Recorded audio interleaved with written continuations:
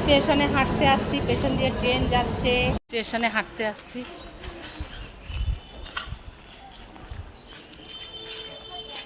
Train চলে গেলে একদম ফাঁকা।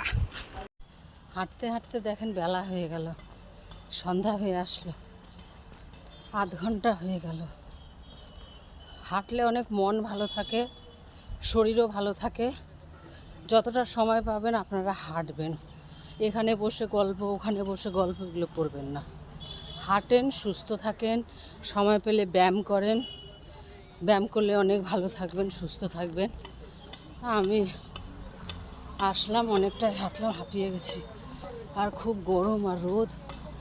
যাই হোক, যখন আসছি অনেক রোদ ছিল, এখন কিন্তু অনেকটাই সূর্য কিন্তু অনেকটাই ডুবে গেছে।